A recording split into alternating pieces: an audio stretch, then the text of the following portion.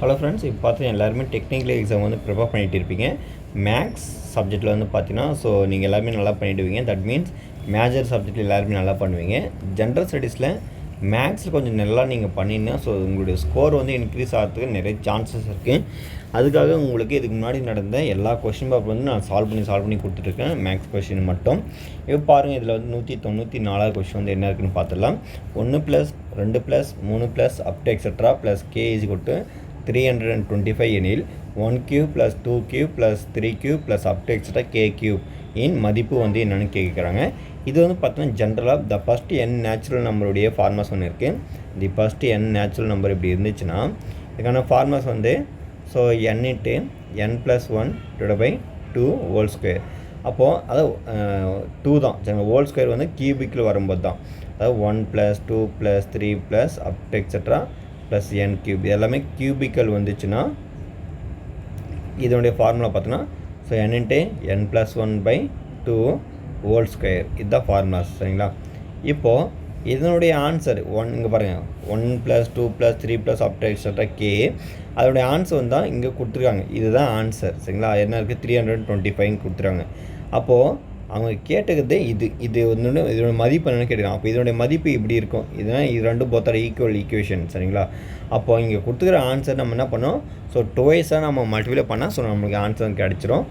அப்போது 325 நம்ம டுவைஸாக மல்டிப்ளை பண்ணால் போதும்.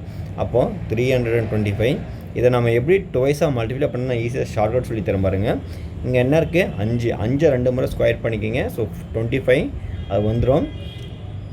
அதுக்கடுத்து பார்த்தீங்கன்னா இங்கே 32 இருக்கா. 32னா அதுக்கு அடுத்த நம்பர் என்ன இருக்கும், 33. என்ன நம்பர் வருதோ அதனுடைய ஆஃப்டர் என்ன நம்பர் வருமோ அதனால் மல்டிப்ளை பண்ணோம். இது இப்போ பார்த்தீங்கன்னா உங்களுக்கு 3 பண்ணும்போது 3 2 6 3 9. திரும்ப பண்ணும்போது 3 2 6 3 9. அடுத்து பார்த்தீங்கன்னா உங்களுக்கு 6 10 15 5 இது 1 10 56. இது இங்கே எழுதி பாருங்கள், 10 56. அப்போது இதனுடைய நம்பர்ஸ் பார்த்தீங்கன்னா 1,05,625 தான் ஆன்சர். ஆப்ஷன் ஏ தான் சரியான விடை. 105,625 அதனுடைய ஆன்சர் தான் இங்கேயும் கொடுத்துருக்காங்க சரிங்களா. ரொம்ப எளிமையான கொஷின் தான். அடுத்து பாருங்கள் என்ன கொஷின்ஸ் கொடுத்துருக்காங்கன்னு பார்த்துடலாம். 195 கொஷின்ஸ். 1,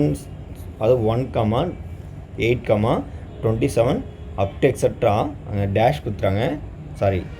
டேஷ் 125, 216 என்ற தொடரின் விடுபட்ட உறுப்பை காண்க. அங்கே கொஷின் மார்க் வர இடத்துல என்ன வரும்னு கண்டுபிடிக்கணும்.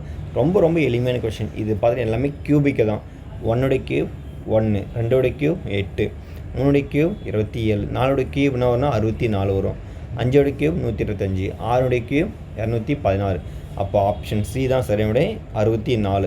ஜென்ரலாக இந்த மாதிரி கொஷின்ஸ் வந்து பார்க்கும்போது நீங்கள் எடுத்த உடனே டிஃப்ரென்ஸ் செக் பண்ணி பாருங்கள். சேமாக இருந்துச்சுன்னா பாருங்கள். அதுக்கப்புறம் தான் நீங்கள் என்னென்ன பண்ணால் கியூப் நம்பரு, ஸ்கொயர் நம்பரு, அப்புறம் பார்த்தீங்கன்னா ப்ரைம் நம்பர், காம்போசிட் நம்பர், அதுக்கப்புறம் பார்த்தீங்கன்னா அந்த ப்ரைம் நம்பரில் எல்லாமே எடுத்து ஒரு நம்பரால் எல்லாத்தையும் காமனாக மல்டிப்ளை பண்ணி ஒரு நம்பரால் காமனாக சப்ராக்ஷன் பண்ணியிருப்பாங்க. அந்த மாதிரி எதுவும் ஷூட்டபிள் ஆகுதுன்னு சொல்லிட்டு நீங்கள் செக் பண்ணணும். முடிஞ்ச அளவுக்கு இந்த மாடல்ஸில் நீங்கள் கொஞ்சம் நிறையா இம்பார்ட்டன்ஸ் சம்ஸ் வந்து நீங்கள் பார்த்தா மட்டும் தான் அட்லீஸ்ட் இல்லைனாலும் ஒரு 10-20 கொஷின் நீங்கள் சால்வ் பண்ணால் எந்தெந்த மாடல் வந்து எப்படி கேட்குறாங்க உங்களுக்கு புரியும். இல்லைனா அதர்வைஸ் உங்களுக்கு புரியாது. அடுத்த கொஷின்ஸ் பாருங்கள். 196 கொஷின்ஸ். இது என்ன இருக்குன்னு பாருங்கள். கீழ்கண்ட தொடரை கவனித்து விடையளிக்கணும்னு சொல்லியிருக்காங்க. இந்த மாதிரி ஒரு தொடர் கொடுத்துட்டாங்க.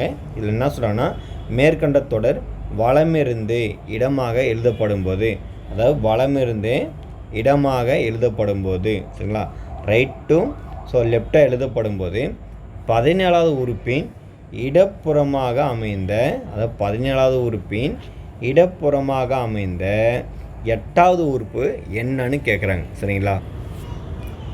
அதாவது ரைட்டிலேருந்து லெஃப்டாக எழுதணும் அப்படின்னு சொல்லிக்கிறாங்க சரிங்களா. அப்படி எழுதும்போது ஃபஸ்ட்டு ஒரு நம்பர் சீரீஸ் போகும். அதில் வந்து 17th பிளேஸில் வந்து என்ன வரும்னு செக் பண்ணிக்கலாம். அதுக்கப்புறம் பார்த்தீங்கன்னா அங்கேருந்து ஒரு பர்டிகுலர் நம்பர்ஸாக சொல்லிடுறாங்க. அப்போது நான் என்ன பண்ண போகிறேன், இதை வந்து இப்படி மாற்றி எழுதுனா எந்த மாதிரி வரும்னு பாருங்கள். இது வந்து பார்த்தீங்கன்னா நான் அப்படியே நம்பர்ஸ் மட்டும் கவுண்ட் பண்ணிக்கிறேன். இது வந்து லெஃப்ட் சைடு, இது வந்து ரைட் சைடு. அப்போது இந்த மாதிரி எழுதும்போது வலமிருந்து இடமாக எழுதும்போது 17வது உறுப்பு சொல்லிக்கிறேன். 17வது உறுப்புன்றதுனால நான் அந்த 17வது உறுப்பு வந்து என்ன வரும்னு சொல்லிட்டு நம்ம கண்டுபிடிக்கணும். அதுக்காக நான் ஒரு கலராக மாற்றிக்கிறேன். இது 1 2 3 4 5 6 7 8 9 10 11 12 13 14 15 16 17 சரிங்களா. 17ஆவது உறுப்பு வந்து என்ன கிடச்சிருக்குன்னா எனக்கு Q1 கிடச்சிருக்கு சரிங்களா. ஸோ அதுக்கப்புறம் பார்த்தீங்கன்னா கொஷின்ஸ் வந்து ரைஸ் பண்ணியிருக்காங்க. திரும்ப நீங்கள் கேள்வி கவனிக்கணும். அந்த மாதிரி 17ஆவது உறுப்பையும் கண்டுபிடிச்சிட்டு முன்னாடி அதனுடைய இடப்புறமாக சரிங்களா இப்படி எழுதும்போது அதனுடைய லெஃப்ட் சைடில் சரிங்களா, லெஃப்ட் சைடுனா இந்த சைடு சரிங்களா. ஸோ இந்த சைடில் எந்த நம்பர் வரும் அப்படின்னு சொல்லிட்டு கண்டுபிடிக்கணும். அப்போ பார்த்தீங்கன்னா இப்போ இது எழுதியாச்சு. அப்போ இதனுடைய 8ஆவது உறுப்பு கேட்கணும். அப்போ இங்கேருந்து ஸ்டார்ட் ஆகுமா, 1 2 3 4 5 6 7 8. அப்போ 8ஆவது உறுப்பு வரும்போது என்ன இருக்குது, 6 தான் வந்திருக்கு சரிங்களா. ஸோ இந்த மாதிரி எழுதும்போது அதாவது ஃபஸ்ட்டு நீங்கள் இந்த மாதிரி எழுதணும், ஜிபி அப்ட் எக்ஸட்ரா இந்த டி ஒரு எழுதிடுவீங்க. இதில் வந்து அந்த பர்டிகுலர் 17 அதாவது 17ஆவது உறுப்பு கண்டுபிடிச்சிட்டு அங்கிருந்து 8ஆவது உறுப்போடைய என்ன வேல்யூ இருக்குங்க அப்படின்னு கேட்டுக்கிறாங்க சரிங்களா. ஸோ அப்போ ஆன்சர் வந்து ஆப்ஷன் சி 6 தான் சரியான விடை. இதே ஆன்சர் வந்து அங்கே கொடுத்துருக்காங்கன்னு சொல்லிட்டு செக் பண்ணிடலாம், ரொம்ப ரொம்ப இம்பார்ட்டன்ட். ஸோ சரியாக தான் இருக்குது சரிங்களா. ஸோ 6 தான் சரியான விடை. அடுத்து பாருங்கள் என்ன கொஷின்ஸ் இருக்குன்னா 197ஆவது கொஷின்ஸ் என்ன கேட்டிருக்காங்க, எந்த மாடல்னு சொல்லிட்டு பார்த்துடலாம். ஸோ இது பர்சன்டேஜை பேஸ் பண்ணி ஒரு கொஷின்ஸ் கேட்டிருக்காங்க, எப்படி சால்வ் பண்ண பாருங்கள். இனியன் 5 டசன் முட்டைகளை வாங்கினார். 5 டசன்னா என்ன, ஒரு டசனுக்கு 12 முட்டை சரிங்களா. அப்போ 5 டசன் சொல்லும்போது மொத்தம் 60 முட்டை வாங்கியிருக்காங்க அப்படின்னு ஞாபகம் வச்சுக்கணும். அதில் 10 முட்டைகள் கெட்டுவிட்டால் 10 முட்டை டேமேஜ் ஆச்சு. அப்போ மீதி நல்ல முட்டைகளுடைய சதவீதம் வந்து எவ்வளோ கேட்குறாங்க சரிங்களா. அப்போ 10 முட்டை டேமேஜ் ஆச்சுன்னா ரிமைனிங் 50 முட்டை வந்து பார்த்தீங்கன்னா எக்கு வந்து ஸோ நல்லா இருக்குது. அப்போ இந்த நல்லா இருந்த எக்குக்கு வந்து பர்சன்டேஜ்னு கேட்குறேன். அப்போ மொத்த முட்டை நல்லா இருந்ததுக்கு பர்சன்டேஜ் கேட்டோம்னா எவ்வளோ நல்லா இருக்குன்னு பார்க்கணும். கெட்டு போனதுக்கு பர்சன்டேஜ், ஸோ கெட்டு போன முட்டைக்கு கண்டுபிடிக்கணும் சரிங்களா. இது டோட்டல். இங்கே மேலே வந்து என்ன கேட்குறோன்னா அதுக்கு தகுந்த மாதிரி நம்ம மாற்றணும். ஸோ நல்ல முட்டைகளும் கேட்டுருக்கோம். அப்போ நல்ல முட்டை வந்து 50 சரிங்களா இன்ட்டு நம்மளுக்கு எனக்கு 100%னா 100 போட்டுக்கணும். இதே கேள்வியில் கெட்ட முட்டை அதாவது கெட்டு போன முட்டை கேட்டாங்கன்னா ஸோ மேலே 10 வரும் சரிங்களா. ஸோ ஃபர்தராக சால்வ் பண்ணுங்கள். இது கேன்சல். அடுத்து இது 3 முறை, இது 5 முறை. அடுத்து பாருங்கள் 250 வரும். ஸோ 250 நீங்கள் என்ன பண்ணோம், 3ஆல் டிவைட் பண்ணணும். ஸோ 3 8 24. ஸோ திரும்ப பார்த்தீங்கன்னா உங்களுக்கு 1 வரும். ஸோ 0. திரும்ப பார்த்தீங்கன்னா இது என்ன இருக்கும், 3 9. ஸோ உங்களுக்கு 1 0 வந்துடும். இங்கே எடுத்த உடனே பார்த்தீங்கன்னா 83 பாயிண்ட் வந்துடுது. ஸோ ஆப்ஷன் பி தான் சரியான விடை. 83.33% இதுதான் சரியான விடை. இதை நீங்கள் கண்டினியூவாக 10 நீங்கள் யூஸ் பண்ணால் ஸோ 3 டைம்ஸ் 399 வந்துகிட்டே இருக்கும். ஸோ அப்போ அதுக்காக நீங்கள் அப் டு எக்ஸட்ரா போயிட்டே இருக்கோம். அதனால் 83.33 நம்ம 2 டெசிமலில் வந்து வேல்யூஸ் வந்து எடுத்திருக்காங்க சரிங்களா. ஸோ இதுக்கான ஆன்சர் வந்து பார்த்தீங்கன்னா ஆப்ஷன் பி தான் சரியான விடை. இவங்களும் அதுதான் கொடுத்துருக்காங்க. அடுத்த கொஷின்ஸ் பாருங்கள் 198ஆவது கொஷின்ஸ். ரொம்ப ரொம்ப எளிமையான கொஷின்ஸ். இது நான் ஒரு ஜென்ரலாக நம்ம லாஜிக்காகவே போடலாம். கொஷின்ஸை பாருங்கள். எப்போயுமே பர்சன்டேஜை பொறுத்தவரை ரொம்ப ரொம்ப ஈஸி தான். அதுக்காக நீங்கள் நிறைய ப்ராக்டிஸ் பண்ணால் மட்டும் தான் உங்களுக்கு லாஜிக்கலாக நம்ம எப்படி போட முடியும் உங்களுக்கு புரியும். ஸோ நம்ம நார்மல் மெத்தட் வந்து போட்டோம்னா ஸோ பர்சன்டேஜை பொறுத்தவரை இவ்வளோ அப்படின்னு கண்டுபிடிச்சா போதும். இப்போ பாருங்கள், ஒரு புத்தகத்தின் விலை 10% தள்ளுபடி செய்தாலும் ஒரு வியாபாரிக்கு 10% லாபம் கிடைக்கிறது. அப்புத்தகத்தின் குறித்த விலை 220 எனில் அதன் அடக்க விலை யாதுன்னு கேட்டுக்கிறாங்க சரிங்களா. அதாவது ஒரு எப்படின்னா ஒரு ஓனர் இருக்குன்னு வச்சுக்கலாம். அவருக்கு 10% வந்து தள்ளுபடி செஞ்சாலும் ப்ராஃபிட்டாக 10% வந்து லாபம் கிடைக்குது. அப்போது அதனுடைய அடக்க விலை சரிங்களா, ஸோ காஸ்ட் ப்ரைஸ் எவ்வளவோ இருக்கும் அப்படின்னு கேட்குறாங்க சரிங்களா. ஸோ நம்ம கண்டுபிடிக்கணும். இப்போ பாருங்கள் கொஷின்ஸ் வந்து என்ன கொடுத்துறாங்கன்னு சொல்லிட்டு பார்க்கலாம். So what is the cost price of the book which is marked at 220 அப்படி சொல்லியிருக்காங்க சரிங்களா. சரி, இப்போது இந்த இடத்துல குறித்த விலைன்னா மார்க்கெட் ப்ரைஸ்ன்னு ஞாபகம் வச்சுக்கணும் சரிங்களா. அதுதான் ஏன்னா அடக்க விலைக்கும் விற்ற விலைக்கும் குறித்த விலைக்கும் நிறைய வித்தியாசம் இருக்குது. அதனால் தெரிஞ்சுக்கணும். தமிழில் சில நேரத்தில் அந்த வேர்ட்ஸ் வந்து ரொம்ப டிஃபிகல்ட்டாக இருக்கும். அந்த டேர்ம்ஸ் வந்து கொஞ்சம் டேர்ம் நாலேஜ் வந்து சில நேரத்தில் புரியாது. அதனால் நீங்கள் இங்கிலீஷில் கொஞ்சம் கொஷின் வந்து படிச்சுக்கிறது கொஞ்சம் பெட்டராக இருக்கும். இப்போ பார்த்தீங்கன்னா இந்த 220 சரிங்களா. ஸோ 220 10% எவ்வளோ இருக்கும், ஸோ 22. அப்போ 22 சப்ராக்ஷன் பண்ணுங்கள். சப்ராக்ஷன் பண்ணாக்கவங்க 10, ஸோ 8, மீதி இங்கே 11, இங்கே 9, இங்கே 1 தான் வரும், ஸோ 198. அப்போது 198 சரிங்களா. இதில் 10% எவ்வளோ இருக்கும்? ஸோ 10% பார்த்திங்கன்னா நம்மளுக்கு ஏன்னா 10% ப்ராஃபிட் இருக்குதுன்னு சொல்லியிருக்காங்க சரிங்களா. அதாவது தள்ளுபடி செஞ்சாலும் அந்த அமௌண்ட்டில் 10% ப்ராஃபிட் இருக்குது அப்படின்னு சொல்லுவாங்க. அப்போ இதில் வந்து ப்ராஃபிட் பார்த்தோன்னா ஸோ நெக்ஸ்ட்டு ஒரு 10% பார்க்கும்போது உங்களுக்கு 180 ப்ளஸ்ஸு ஒரு 18 இது ரெண்டுத்தையும் நீங்கள் ஆட் பண்ணால் 198 வந்துடுது. அப்போது இதனோட வந்து இது வந்து 10% வந்து பார்த்தீங்கன்னா ஸோ உங்களுக்கு ஒன்ஸ் அகெயின் சரிங்களா. ஸோ டிஸ்கவுண்ட்டாக போயிடுச்சுன்னா, அதாவது லாபமாக போயிடுச்சுன்னா சரிங்களா, அதாவது ஃபஸ்ட்டு இது தள்ளுபடி போயிடுச்சு, அதாவது டிஸ்கவுண்ட் வச்சுக்கோங்க, இது வந்து லாபமாக போயிடுச்சுன்னா அப்போ அதனுடைய ஒரிஜினல் காஸ்ட் ப்ரைஸ் எவ்வளோ இருக்குன்னா 180 ரூபாய் தான் இருக்கும் சரிங்களா. நான் திரும்ப சொல்லிடுறேன், 220ல் 10% எவ்வளோ கண்டுபிடிக்கணும், அது வந்து நம்ம டிஸ்கவுண்ட் எடுத்துக்கோங்க. அடுத்து நம்மளுக்கு திரும்பவும் ஒரு 10% வந்து பார்த்தீங்கன்னா ஸோ ப்ராஃபிட்னு சொல்லியிருக்காங்க. அப்போது இந்த 198ல் 10% ப்ராஃபிட் வச்சு விற்கிறதுனால ஸோ அந்த 10% வந்து எவ்வளோ இருக்கும் அப்படின்னு சொல்லி கண்டுபிடிச்சிட்டோம்.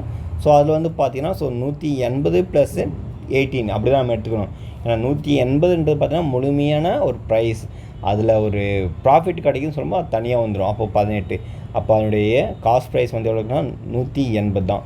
ஆப்ஷன் சி தான் சரியான விடை. இதுக்கான ஆன்சர் அதுதான் கொடுத்துருக்காங்க சரிங்களா. சரி, அடுத்து பாருங்கள் என்ன கொஷின்ஸ் கொடுத்துருக்காங்கன்னா, இந்த கொஷின்ஸ் பாருங்கள். இரு எண்களின் கூடுதலானது, அது 2 நம்பர் சொல்லியிருக்காங்க சரிங்களா. அந்த இரு எண்களின் கூடுதலானது இரண்டாம் எண்ணின் இந்த பர்சன்டேஜ் 116 2/3% எனில் முதல் மற்றும் இரண்டாம் எண்களுக்கு இடையே உள்ள விகிதம் வந்து என்னன்னு கேட்குறாங்க சரிங்களா. 2 நம்பர் இருக்குது, 2 நம்பருடைய கூடுதல் பார்த்தீங்கன்னா ஸோ x + yன்னு 2 நம்பர் எழுதிக்கிறேன். இந்த 2 நம்பரு கூடுதல் இரண்டாம் எண்ணின் பார்த்தீங்கன்னா இங்கே ஒய் சரிங்களா. ஒய்யோடைய பர்சன்டேஜ் வந்து கொடுத்துறாங்க 116 2/3% இப்படி சொல்லிக்கிறாங்க சரிங்களா. ஸோ 2 எண்களின் கூடுதலானது இரண்டாம் எண்ணின் இந்த பர்சன்டேஜுக்கு ஈக்குவல் அப்படி சொல்லிட்டாங்க. ஏனெனில் முதல் மற்றும் இரண்டாம் எண்களுக்கான விகிதம் வந்து என்ன கேட்குறாங்க சரிங்களா. அப்போ நம்ம ஃபர்தராக இதை மூவ் பண்ணால் இங்கே மிக்ஸ்டு ஃப்ராக்ஷன் இருக்குது, அது நம்ம என்ன பண்ணோம் ஃப்ராக்ஷனாக நம்ம கன்வெர்ட் பண்ணோம். அப்போ 116 நம்ம என்ன பண்ணோம் 3 மல்டிப்ளை பண்ணால் ஸோ 3 6 18 8 இது 1 3 1 3 4 3 1 3 ஸோ 348 + 2 ஆட் பண்ணால் ஸோ 350 வந்துடும் சரிங்களா. அப்போது x + y = y × 350/3 இப்படின்னு இருக்குது சரிங்களா. இதோட நீங்கள் என்ன பண்ணணும், ஃபர்தராக நம்ம என்ன பண்ணணும் ஸோ சால்வ் பண்ணணும். இது சால்வ் பண்ணிட்டு தான் நீங்கள் ஈஸியாக சால்வ் பண்ணிட்டு போயிடலாம். இதில் ஜென்ரலாக நீங்கள் அந்த பர்சன்டேஜ்னு சொல்லும்போது நம்ம எப்போயுமே 100 வந்து நம்ம ஆட் பண்ணிக்க வேண்டாம் சரிங்களா. அதனால் நம்ம டினாமினேட்டர் வந்து 100 போட்டுக்கலாம். சரி, அடுத்து என்னென்ன கேன்சல் ஆகும் பாருங்கள். நம்ம என்னென்ன பண்ணலாம், சரி அடுத்து எல்லாமே இந்த சைடு எடுத்துகிட்டு போகலாம். இந்த 0 0 கேன்சல் பண்ணலாம். ஃபஸ்ட்டு இந்த 0க்கு இந்த 0 கேன்சல். அடுத்து பார்த்தீங்கன்னா இந்த ஏன்னா இது எல்லாமே நம்ம ஒரே மட்டும் எடுத்துகிட்டு போயிடலாம். கொஞ்சம் கேன்சலேஷன் பண்ணுறது நமக்கு கொஞ்சம் ஈஸியாக இருக்கும் அடுத்த ஸ்டெப்பில். ஸோ இப்போ நம்ம கேன்சலேஷன் பண்ணால் கொஞ்சம் லாங் ஸ்டெப்பாக போகிற மாதிரி இருக்குது. அதனால் இந்த 300 இருக்குல்ல, இந்த டேட்டா 300 இந்த பக்கம் ஃபுல்லாக நம்ம மல்டிப்ளை பண்ணுறேன். அப்போ 300x + 300y = 350y இப்படி கிடைக்குது. அடுத்து நான் பார்த்தோன்னா so 300x plus so 300y - 350y = நம்மளுக்கு என்ன இருக்கும், சாரி இது என்ன பண்ணுறேன் இன்னும் கொஞ்சம் ரீரைட் பண்ணி எழுதலாம். ஸோ ஒரே ஸ்டெப்பில் நம்ம எழுதிட்டு போயிடலாம், டைம் வந்து வேஸ்ட் பண்ண தேவையில்லை. இப்போது 300x = இது வந்து ஈக்குவல் ஆப்போசிட்டாக பண்ணுங்க, 350y - 300y இப்படின்னு வரும். இப்போது நம்ம 300x = இது பார்த்தோன்னா ஸோ 50yன்னு கிடைக்கும். இந்த 0க்கு இந்த 0 கேன்சல். அடுத்தது ஒரு முறை, இது 6 முறை. அப்போது இது x/y நம்ம எழுதுனா இங்கே 1 இருக்குது, இந்த 6 வந்து மல்டிப்ளை இருக்குது, அப்போ கீழே வந்துடும். அப்போது அவங்க x/yன்னு கேட்டுக்கிறாங்க. x/y ஆன்சர் வந்து பார்த்தோன்னா 1/6. ஆப்ஷன் ஏ தான் சரியான விடை. ரொம்ப ரொம்ப எளிமையான கொஷின் தான். நீங்கள் பர்சன்டேஜ் சொல்லும்போது ஒரு சில பேசிக் அந்த ஈக்குவேஷன் அந்த வரிகளை படித்து நீங்கள் ஈக்குவேஷனை ஃப்ரேம் பண்ணிவிட்டால் ரொம்ப ரொம்ப ஈஸியாக சால்வ் பண்ணிடலாம். சரிங்களா? சரி, அடுத்த கொஷின்ஸ் பாருங்கன்னா இருக்குது 200 கொஷின்ஸ். சரிங்களா? ரொம்ப ரொம்ப எளிமையான கொஷின் தான் இதுவும். சம அளவுள்ள 6 குழாய்கள் 1 மணி 20 நிமிடங்களில் ஒரு தண்ணீர் தொட்டியை நிரப்புகிறது. சரிங்களா? ஏனில் அதே அளவுள்ள 5 குழாய்கள் அது தொட்டியை எவ்வளோ நேரத்தில் நிரப்பும் அப்படி கேட்குறாங்க. இது எப்படி நம்ம சால்வ் பண்ணி பாருங்கள். இப்போது ஒரு 6 குழாய் இருக்குது. அந்த 6 குழாயை ஒரு தொட்டியை 1 மணி நேரம் 80 நிமிஷத்தில் நிரப்புதுன்னா அது ஃபுல்லாக நம்ம மினிட்ஸ்க்கு வந்து கன்வெர்ட் பண்ணால் ஸோ 80 நிமிஷத்தில் வந்து அந்த தொட்டியை ரொப்பிடும் அப்படின்னு சொல்கிறாங்க. அடுத்து 5 குழாய் சேரும்போது ஸோ அது வந்து எத்தனை ஹவர்ஸுக்குள்ளே அந்த தொட்டியை வந்து ஃபில் பண்ணும் அப்படின்னு கேட்குறாங்க. அது இது எக்ஸ். இப்போ என்னென்னா இது ஜென்ரலாகவே இது வேல்யூஸ் வந்து எனக்கு டிகிரிஸ் ஆகிருக்கு. இது நாங்கள் வேல்யூஸ் கண்டிப்பாக இன்க்ரீஸ் ஆகும். ஏன்னா 6 மணி நேரத்தில் அது 6 பைப்பு சேர்ந்து அந்த தொட்டியை வந்து 80 நிமிஷத்தில் வந்து நிரப்புனா அப்போ 5 பைப் சேரும்போது அதனுடைய என்னாகும், அதனுடைய கவுண்டிங் வந்து இன்க்ரீஸ் ஆகும். சரிங்களா? அதனுடைய கவுண்டிங் வந்து இங்கே டைம் வந்து அதிகமாக எடுத்துக்கும். ஆனால் இங்கே அந்த குழாயுடைய பைப் வந்து இங்கே டிகிரீஸ் ஆகுது, இங்கே ஹவர்ஸ் வந்து பார்த்தீங்கன்னா இன்க்ரீஸ் ஆகுது. ஸோ இந்த மாதிரி 1 இன்க்ரீஸ் ஆகுது, 1 டிகிரீஸ் ஆகிறதுனால ஸோ நம்ம என்ன பண்ணுவோம், ஸோ இன்வர்ஸ் வேரியேஷன் சொல்லுவோம், எதிர் விகித மாறல் சொல்லுவோம். அது மாதிரி வந்துச்சுன்னா நம்ம என்ன பண்ணோம், ஸோ கிராஸ் மல்டிப்ளை பண்ணுறது பதிலாக ஸ்ட்ரெயிட் டு ஸ்ட்ரெயிட் மல்டிப்ளை பண்ணுவோம். அப்போ 6 × 80 / 5. சரிங்களா? இது சால்வ் பண்ணுங்கள். அடுத்து ஒரு முறை இது வந்து பார்த்தீங்கன்னா ஸோ 16 முறை 16 × 6 96. சரிங்களா? அப்போ 96 நம்ம பிரிக்கணும், 60 + 36 பிரிப்போம். அப்போ 1 மணி நேரம் 36 நிமிடங்கள் சரி. அப்போ ஆப்ஷன் ஏ தான் சரியான விடை. சரிங்க ஃப்ரெண்ட்ஸ், இதில் வந்து பார்த்தீங்கன்னா உங்களுக்கு ஒவ்வொரு கொஷின் எடுத்து நான் சொல்லி தந்தாச்சு. இதில் வந்து பார்த்தீங்கன்னா 200 கொஷின்ஸ் வரை இருந்த எல்லா மேக்ஸ் வீடியோஸும் நம்ம மேக்ஸ் கொஷின்ஸும் நம்ம போட்டாச்சு.